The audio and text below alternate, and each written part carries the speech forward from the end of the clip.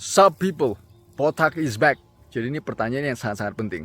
Kalau lu makan 100 gram protein dari sapi versus lu makan 100 gram protein dari kacang-kacangan kayak kacang kedelai, tempe, dan tahu. Apa perbedaannya? Dan mana yang lebih bagus? Untuk menjawab itu teman-teman harus ngerti dulu ini basic konsep dari nutritional biochemistry. Jadi sebelum itu kita harus tahu dulu apa itu protein. Protein adalah rantai asam amino acid chains yang dilipat-lipat, yang dibulet-buletin akhirnya jadi protein. Oke. Dan badan kita ini tidak bisa membuat protein sendiri tanpa ada asupan amino acid atau asam amino dari protein yang kita makan. Untuk satu sumber protein itu bioavailable buat kita, artinya badan kita bisa pakai, itu harus punya 9 essential amino acids. Harus ada 9 itu. Itulah yang bisa membuat badan kita itu membentuk protein dari asam amino itu. Jadi ini ada namanya konsep rate limiting essential amino acids. Rate limiting artinya ada 1 atau 2 essential amino acids itu yang menentukan seberapa banyak asam amino atau protein yang bisa kita bentuk. Ini contohnya. Jadi ada 9 nih. Kalau seandainya ada 9 amino acid, teman-teman lihat foto ini. Kalau seandainya di dalam satu sumber protein ini ada 10 gram masing-masing asam amino itu, kita bisa pakai 10 itu, 10-10-nya. Jadi kita bisa membentuk 90 gram protein di dalam badannya kita.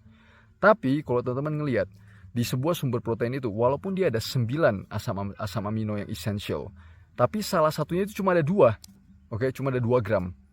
Itu menjadi rate limiting. Akhirnya teman-teman cuma bisa pakai asam amino itu 2 gram masing-masing, dan akhirnya teman-teman cuma bisa membentuk 18 gram protein di dalam badannya teman-teman. Nah, ini analogi yang bagus juga nih contohnya, biar teman-teman lebih ngerti lagi. Ini menggunakan barrel analogy, barrel drum. Jadi setiap dinding barrel itu, setiap dinding drum itu essential amino acids. Kalau ada salah satu dinding yang lebih rendah, teman-teman ngelihat air itu kan cuma bisa di atas itu kan, itu menjadi rate limiting. Tapi kalau teman-teman naikin barrel itu, air yang di atas di dalam drum itu bisa lebih tinggi. Nah, itulah protein synthesis. Jadi di dalam drum, air yang di dalam drum itulah protein di dalam badannya kita. Jadi waktu kita makan harus semuanya 9 essential amino acids itu ada di dalam suatu sumber protein. Kita lanjut ke pertanyaan, yang mana yang bisa dipakai 100 gram protein sapi atau 100 gram protein kacang kedelai? Jawabannya adalah yang paling gampang sapi kan. Ya, karena sapi itu hewani. Hewani itu lebih banyak kandungan essential amino acidsnya, lebih lengkap.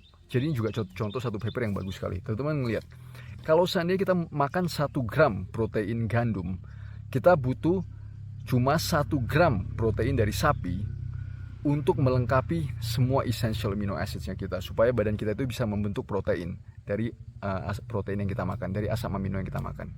Tapi kalau teman-teman makan kacang kedelai, untuk 1 gram protein dari gandum, teman-teman itu harus makan 6,2 gram protein dari kacang kedelai. Oke, jadi itu perbedaannya.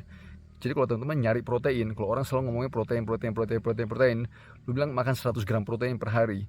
Proteinnya dari mana dulu? Itu sangat-sangat menentukan gimana badan kita itu bisa membentuk protein dari protein yang kita makan atau enggak. Oke? Semoga bermanfaat.